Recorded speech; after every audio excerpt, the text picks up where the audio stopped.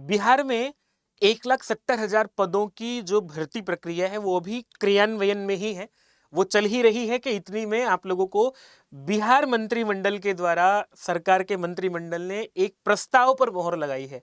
प्रस्ताव है 70,000 शिक्षकों की बहाली को अनुमति देना। तो यहां आप लोगों को इसमें 70,000 जो नए पद और सृजित हो रहे हैं, इनके लिए कहा भी गया है कि जो आपका बिहार बीपीएससी है वही आपकी परीक्षा लेगा। इसके लिए अलग अलग पद भी हैं। 31,000 लगभग 32,000 पद 6 से 8 के लिए हैं, 9 से 10 के लिए लगभग 19,000 पद हैं और लगभग 19,000 पद ही 11 से 12 अध्यापक बनने के लिए है। तो मैं आप लोगों को जो टीजीटी हुआ और जो उच्च माध्यमिक हुआ और एक उच्चतर माध्यमिक जो हुआ, दोनों का एग्जाम पैटर्न क्या रहने वाला है, सिलेबस क्या रहने वाला है, ये बताने वाला हूं। क्योंकि एग्जाम बीपीएससी ही ले रहा है, तो जो सिलेबस और जो एग्जाम पैटर्न पहले के एग्जाम में हुआ है, जो कि अभी एग्जाम हो गया है, उसी के आधार पर आपका ये एग्जाम होगा फिर से। तो वही सिलेबस और वही पैटर्न रहेगा। मैं आपको बता देता हूं, जो नोटिफिकेशन हमारे पास है, पहले जो नोटिफिकेशन आया था, उस नोटिफिकेशन के एग्जाम पैटर्न पर अगर बात करें तो यहां दिया हुआ है कि आपको यहां चयन प्रक्रिया जो होगी वो लिखित परीक्षा के आधार पर होगी। कोई इंटरव्यू नहीं है, केवल रिटन एग्जाम है। सीधी भर्ती का मतलब यही होता है। इसमें आपकी 2 पेपर होंगे, एक भाषा वाला पेपर होगा। भाषा वाला पेपर कॉमन होगा, चाहे वो 6 से 8 के लिए हो, चाहे वो 9 से 10, चाहे वो 11 से 12 के अध्यापक के लिए हो, सबके लिए एक ही पेपर रहेगा और ये एक ही दिन होगा। जैसे कि अभी भी हुआ था बिहार में, वो एक दिन भाषा वाला पेपर, कॉमन पेपर सबका लिया गया, तो ऐसे ही आपका होगा। इसमें आपको 100 प्रश्न रहेंगे, 2 घंटे का टाइम देंगे और इनमें से 2 भाग रखेंगे। 2 भाग मतलब पहले भाग में तो आप लोगों के लिए अंग्रेजी रहेगी, दूसरे भाग में आप हिंदी, उर्दू, बांग्ला इन 3 भाषाओं में से किसी एक को चुन सकते हैं। पेपर जो आपका रहेगा, भाग 1 रहेगा, अंग्रेजी के 25 प्रश्न रहेंगे और जो आप हिंदी या दूसरी कोई भाषा चुनते हैं उसके 75 अंक रहेंगे। ये पेपर जो रहेगा ये केवल क्वालिफाइंग है, मतलब आपको इसमें 30% अंक लेकर के आने हैं। 30% अंक अगर आपके नहीं आए तो आप बाहर, लेकिन नेगेटिव मार्किंग नहीं है। तो बहुत आसान सा काम हो गया है। तो इसके लिए तो आप लोगों को बहुत अधिक मेहनत भी नहीं करनी पड़ेगी। ये हुआ आपका जनरल भाषा वाला भाग, कॉमन जो लैंग्वेज वाला भाग है वो। फिर इसके बाद में आपके लिए आता हूं वर्ग 9 से 10 के लिए, माध्यमिक विद्यालयों के लिए। माध्यमिक विद्यालयों के लिए जो कहा गया है वो 120 प्रश्न होंगे आपके। 120 प्रश्न ही रहेंगे, 120 नंबर के ही रहेंगे, 2 घंटे का टाइम होगा। इसमें भी इसी तरह से भाग 1 और भाग 2 रहेगा। भाग 1 में आपका वो विषय रहेगा जिस विषय से आप चुन करके अध्यापक बनना चाहते हैं। जैसे कि आप लोगों को हिंदी, बांग्ला, यहाँ जो विषय लिखे हुए हैं, हिंदी, बांग्ला, उर्दू, संस्कृत, अरबी, फारसी, अंग्रेजी, साइंस, मैथ्स और सोशल साइंस, जिस भी विषय को आप लोग चुनते हैं उसके 80 प्रश्न रहेंगे। ठीक।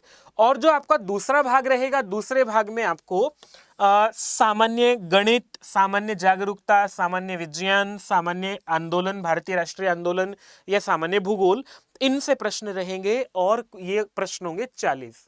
कुल मिलाकर के ये 120 नंबर का पेपर होगा और इसमें नेगेटिव मार्किंग होगी।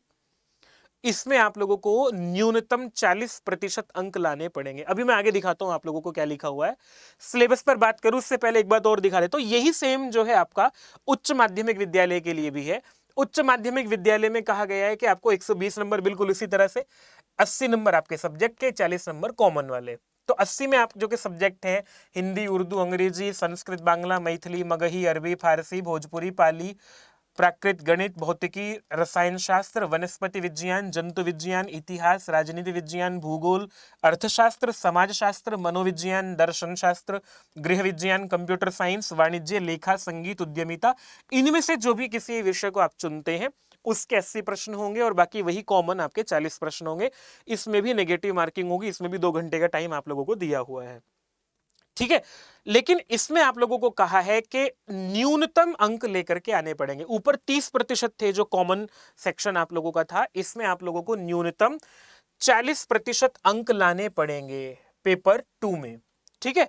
जो सामान्य उम्मीदवार हैं उनको 40% और पिछड़ा वर्ग के उम्मीदवारों को 36%, अत्यंत पिछड़ा वर्ग के उम्मीदवारों को 34%, अनुसूचित जाति, अनुसूचित जनजाति या महिलाओं को या फिर दिव्यांग उम्मीदवारों को 32% न्यूनतम अंक लाने पड़ेंगे, तभी वो इसके लिए आगे मेरिट लिस्ट में आ पाएंगे।